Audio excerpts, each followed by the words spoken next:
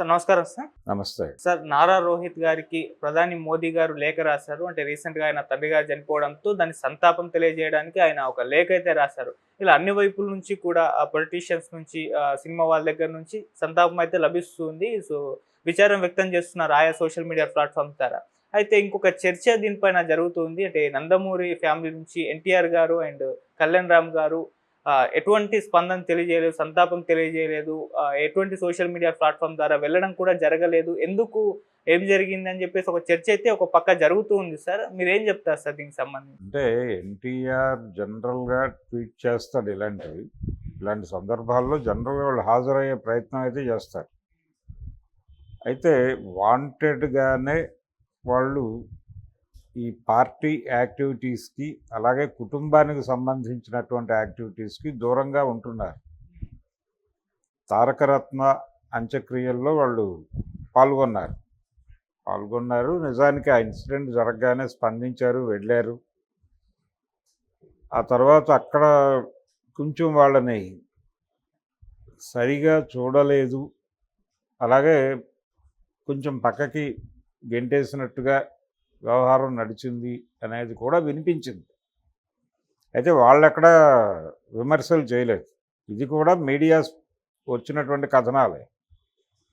వాస్తవంగా అక్కడ ఏం జరిగింది అనేది ఎవరికీ తెలియదు. వాళ్ళు ఏమన్నా గాయపడ్డారా అనేది కూడా తెలియదు, కానీ వాళ్ళైతే అటెండ్ అయ్యారు.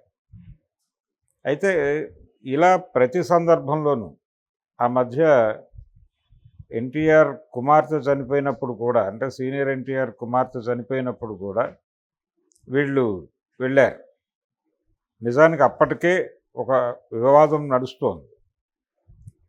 అంటే ఎన్టీఆర్ హెల్త్ యూనివర్సిటీ పేరు అంటే మార్చినప్పుడు వీళ్ళు సరిగా స్పందించలేదు, అంటే కళ్యాణ్ రామ్ కాదు, ఎన్టీఆర్ సరిగా స్పందించలేదు అనేటువంటి ఒక విమర్శ తెలుగుదేశం పార్టీ కార్యకర్తలు మైకుల ముందుకొచ్చి అతని మీద విమర్శలు ఎక్కుపెట్టినటువంటి ఒక సందర్భం మనం చూసాం.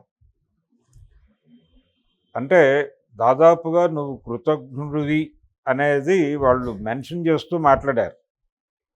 నువ్వు ఏ పేరు పెట్టుకున్నావో ఆ పేరు తొలగిస్తే నువ్వు మాట్లాడే మాటలు ఇవే అని దాడి జరిగింది. ఆ దాడి తెలుగుదేశం నాయకత్వానికి తెలియకుండా జరిగిందని అనుకోలేదు. కాన్షియస్గా ఒక అనుమతితోనే మాట్లాడారు వాళ్ళు.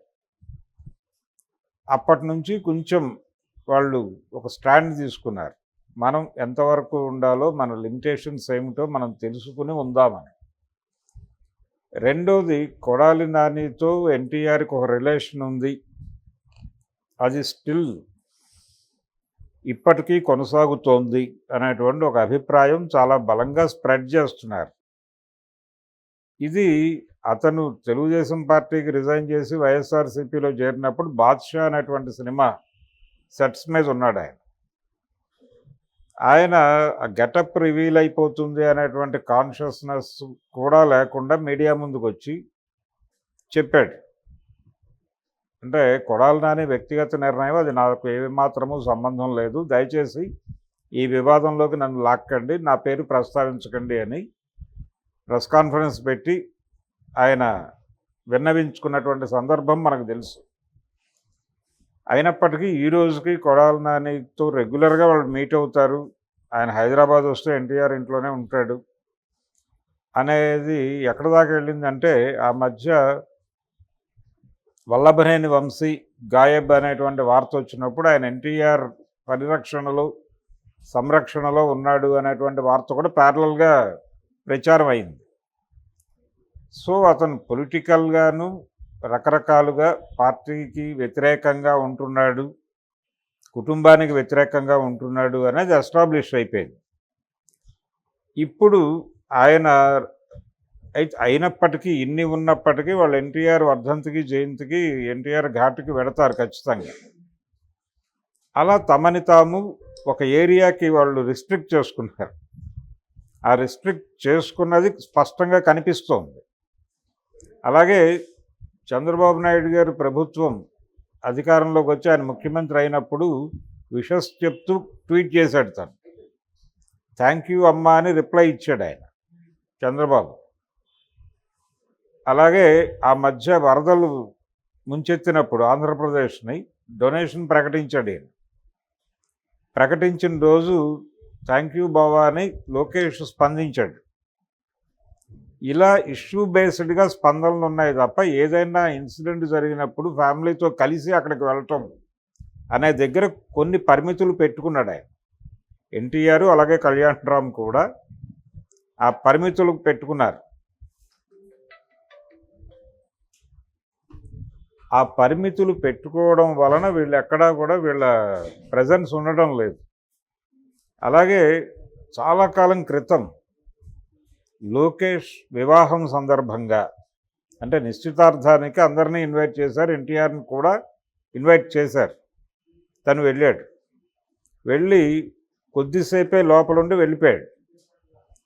ఈ వెళ్ళిపోయినది ఎందుకు అనే దానికి సంబంధించి ఎవరి దగ్గర సమాచారం లేదు, కానీ రకరకాలుగా లోపల ఏం జరిగింది అని కూపీలాగి బయట మీడియాలో వచ్చినటువంటి కథనాలు ఏంటంటే ఆయన లోపల సఫకేట్ అయ్యి వెళ్ళిపోయాడు అని.